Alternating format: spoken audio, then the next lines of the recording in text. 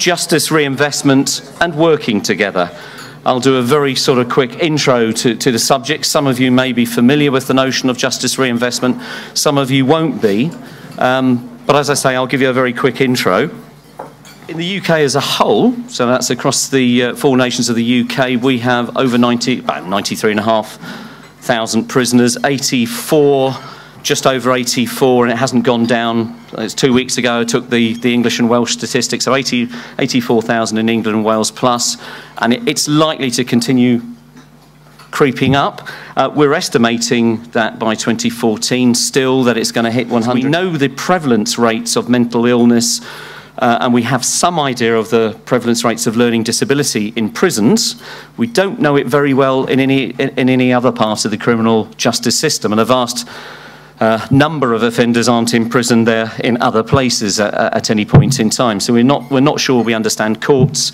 We estimate maybe 40% of those on community orders have a diagnosable mental illness. Houchin in Scotland did a mapping exercise, 2005, where a very interesting statistic established that by age 23, in certain districts, in those districts where we exclusively recruit our prison population from, 1 man in 9 will have been in prison by age 23. Some will have been many times. So, you know, poverty, deprivation, unemployment, but also imprisonment is as much a part of that sort of pattern, and that's something we need to think about.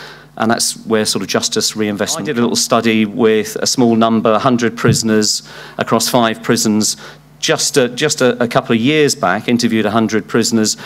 Now, some of those had moderate mental health problems, some of those had severe mental health problems, but when I asked them about their perspective of their needs, they naturally came up with quite common sense things, and the needs were virtually identical. Their needs were very much focused on leaving prison. Many of them had multiple experiences of leaving prison and coming back in. Leaving prison, being ejected, was I think the most common phrase used during the interviews, what it's like to leave prison.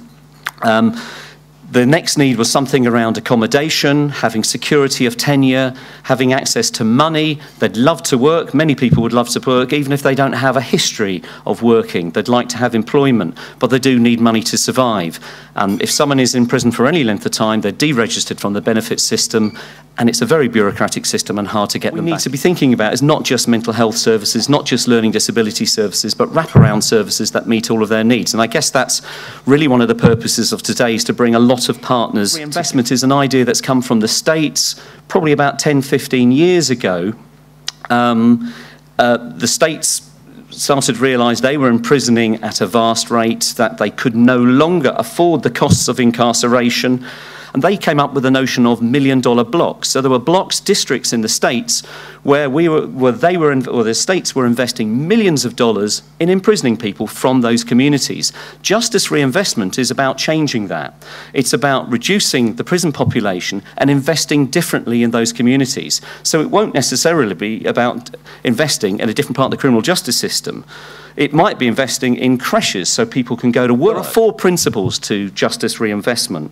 The first is this really crucial one about analysing and mapping and understanding the populations that you're working with, and doing that in partnership.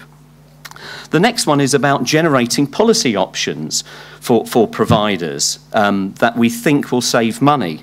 The next stage is to sort of employ those and then sort of quantify things, identify the savings and reinvest in those communities, the high stakes communities that we need to reinvest in.